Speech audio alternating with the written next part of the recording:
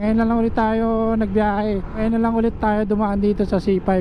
Kamusta na ba yung C5 dito sa Kaingin Road? Naayos na ba? Kasi uling daan ko rito last December. Mga December, second week ng December yata huling daan ko rito eh. Yung ginagawa nga rito yung C5 dito sa Kaingin. Nandito tayo ngayon sa C5 ulit. Kakamustahin natin yung status nito, no? Ngayon na lang ulit tayo dadaan dito. So malalaman natin kung ano na yung status, kung tapos na ba. Pero mukhang hindi pa kasi tulad nito dito pa lang traffic na. Baka stop and go pa rin to eh.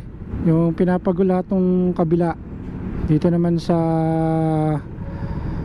southbound. Papaguhin naman yung southbound. Pagkatapos paguhin yung southbound, yung northbound naman yung papaguhin.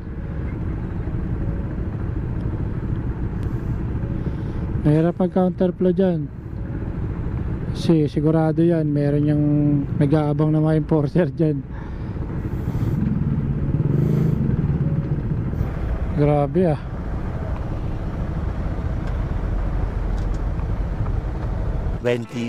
Hours later. So ayan, pinago na kami rito mga ka-ride.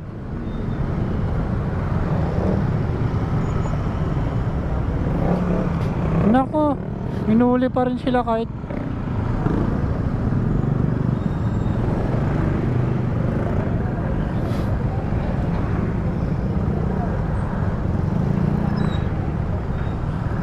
huli pa rin.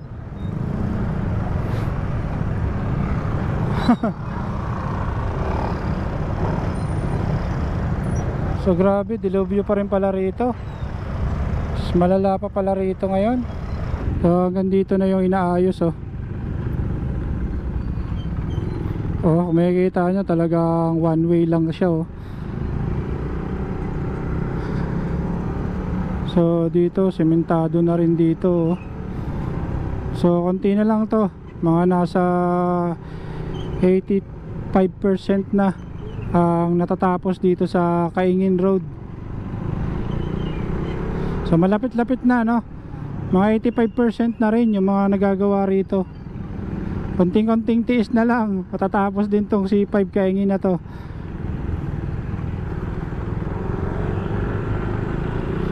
Yun no, ang taas. Ang taas ng pagkakagawa rito oh. Kasi binaba kasi to mga ka-ride, konting ulan lang baha na. So ngayon, ayun oh, sobrang taas oh. Halos hita yung tinaas niya.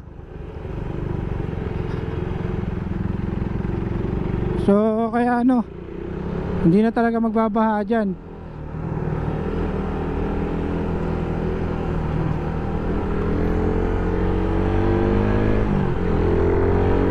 So sila naman ngayon yung ano, hinarang ngayon. Kailangan muna papago lahat. Kailangan maubos yung nandun bago sila uli magpago rito.